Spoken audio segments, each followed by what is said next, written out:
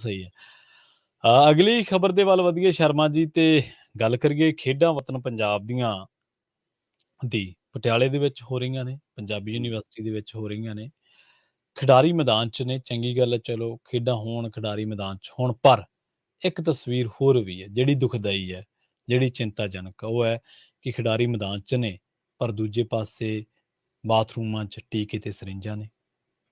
ਬਿਲਕੁਲ ਪ੍ਰਵੀਨ ਜੀ, ਇਹ ਤਸਵੀਰ ਇੱਕ ਵਾਰ ਫੇਰ ਉਸ ਗੱਲ ਵੱਲ ਇਸ਼ਾਰਾ ਕਰਦੀ ਹੈ ਕਿ ਸਾਡੇ ਖਿਡਾਰੀ ਮਤਲਬ ਬਾਹਰੀ ਤਾਕਤਾਂ ਦੇ ਸਿਰ ਦੇ ਉੱਤੇ ਮੈਦਾਨ ਫਤਿਹ ਕਰਨਾ ਚਾਹੁੰਦੇ ਨੇ। ਇਹ ਚਿੰਤਾ ਵਾਲੀ ਗੱਲ ਹੈ।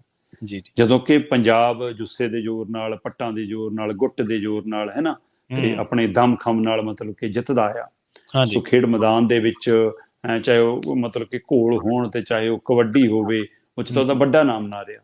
ਤੇ ਹੁਣ ਖੇਡਾਂ ਵਤਨ ਪੰਜਾਬ ਦੀਆਂ ਨਾਂ ਦੇ ਉੱਤੇ ਜਦੋਂ ਮਾਨ ਸਰਕਾਰ ਨੇ ਇਹ ਖੇਡਾਂ ਸ਼ੁਰੂ ਕੀਤੀਆਂ, ਪਹਿਲਾਂ ਸਕੂਲ ਪੱਧਰ ਤੇ ਹੋਈਆਂ, ਫਿਰ ਬਲਾਕ ਪੱਧਰ ਤੇ ਹੋਈਆਂ, ਫਿਰ ਜ਼ਿਲ੍ਹਾ ਪੱਧਰ ਤੇ ਹੋਈਆਂ, ਸੋ ਮੁਕਾਬਲੇ ਨਿਕਲ ਕੇ ਹੁਣ ਸਟੇਟ ਪੱਧਰ ਤੱਕ ਜਦੋਂ ਆ ਰਹੇ ਨੇ, ਤਦ ਉਹਦੇ ਵਿੱਚੋਂ ਮਤਲਬ ਕਿ ਚੰਗਾ ਲੱਗ ਰਿਹਾ ਸੀ ਕਿ ਸਕੂਲਾਂ ਦੇ ਵਿੱਚੋਂ ਦੁਬਾਰਾ ਰੰਗ ਬਣ ਰਿਹਾ ਹੈ, ਮਾਹੌਲ ਬਣ ਰਿਹਾ, 'ਚੋਂ ਕੁਝ ਖਿਡਾਰੀ ਪੈਦਾ ਹੋਣਗੇ, ਸਾਡੇ ਬੱਚੇ ਵੀ ਹਰਿਆਣੇ ਵਾਂਗ ਮੈਡਲ ਜਿੱਤ ਕੇ ਲਿਆਉਣਗੇ, ਇਹ ਆਸ ਜਾਗ ਰਹੀ ਸੀ।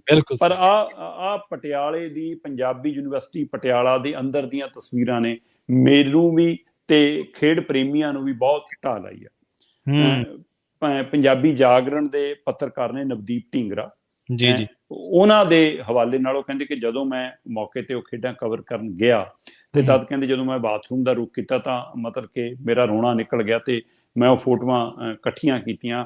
ਉੱਥੇ ਲਿਫਾਫੇ ਕਾਲੇ ਪਏ ਨੇ, ਉਹਨਾਂ 'ਚ ਸਰਿੰਜਾਂ, ਪੱਤੇ, ਟੀਕੇ, ਹੋਰ ਇਹੋ ਜਿਹੀਆਂ ਸ਼ੀਸ਼ੀਆਂ, ਤੇ ਇਸੇ ਤਰ੍ਹਾਂ ਕੁੜੀਆਂ ਦੇ ਬਾਥਰੂਮਾਂ 'ਚ, ਮੁੰਡਿਆਂ ਦੇ ਬਾਥਰੂਮ, ਕਹਿੰਦੇ ਮੁੰਡਿਆਂ ਦੇ ਬਾਥਰੂਮ ਦੀਆਂ ਮੈਂ ਫੋਟੋਆਂ ਖਿੱਚੀਆਂ।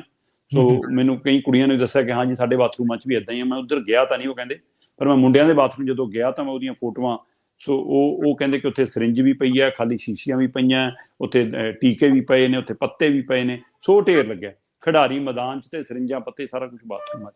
ਸੋ ਇਸ ਲਈ ਕਹਿੰਦੇ ਜਦੇ ਮੈਂ ਉਸ ਯੂਨੀਵਰਸਿਟੀ ਦੇ ਖੇਡ ਵਿਭਾਗ ਦੇ ਵੀ ਧਿਆਨ 'ਚ ਲਿਆਂਦਾ, ਪ੍ਰਬੰਧਕਾਂ ਵੀ ਧਿਆਨ 'ਚ ਲਿਆਂਦਾ, ਤੇ ਉਹ ਕਹਿੰਦੇ ਅੱਛਾ ਜੀ ਅਸੀਂ ਜਾਂਚ ਕਰਾਵਾਂਗੇ, ਸਾਨੂੰ ਤਾਂ ਨਹੀਂ ਪਤਾ ਇਹ ਸਾਰਾ ਕੁਛ ਜੀ। ਜਿੱਥੋਂ ਤੱਕ ਇਹ ਹੈ ਕਿ ਇਹਦਾ ਮਤਲਬ ਵਿਭਾਗ ਅਣਜਾਣ ਨਹੀਂ ਹੁੰਦਾ ਜੀ, ਤੇ ਜਿੱਥੋਂ ਤੱਕ ਇਹਦੇ ਵਾਧੇ ਦੀ ਗੱਲ ਹੈ, ਇਸ ਖੇਡਾਂ ਦੇ ਵਿੱਚ ਡੋਪ ਟੈਸਟ ਰੱਖਿਆ ਹੀ ਨਹੀਂ ਗਿਆ। ਘੱਟੋ ਘੱਟ ਜਦੋਂ ਸਟੇਟ ਲੈਵਲ ਤੇ ਮੁਕਾਬਲੇ ਆਉਂਦੇ ਤਦ ਉੱਥੇ ਡੋਪ ਟੈਸਟ ਹੋਣਾ ਚਾਹੀਦਾ ਸੀ, ਤਾਂ ਕਿ ਫਿਰ ਜਿਹੜੇ ਖਿਡਾਰੀ ਨੇ ਇਹਨਾਂ ਚੀਜ਼ਾਂ ਤੋਂ ਬਚਦੇ, ਕਿਉਂਕਿ ਜਦੋਂ ਅਗਲਿਆਂ ਨੇ ਅੱਗੇ ਨੈਸ਼ਨਲ ਇੰਟਰਨੈਸ਼ਨਲ ਖੇਡਣ ਜਾਣਾ ਹੈ ਤਾਂ ਉੱਥੇ ਫਿਰ ਇਹ ਦਿੱਕਤਾਂ ਆ ਜਾਂਦੀਆਂ ਨੇ ਕਿ ਜਿਹੜਾ ਪ੍ਰਦਰਸ਼ਨ ਥੱਲੇ ਕੀਤਾ ਹੁੰਦਾ ਉਹ ਜਾ ਕੇ ਉੱਥੇ ਕਰ ਵੀ ਨਹੀਂ ਪਾਉਂਦੇ, ਉਸ ਲੈਵਲ ਤੱਕ ਵੀ ਨਹੀਂ ਜਾ ਪਾਉਂਦੇ।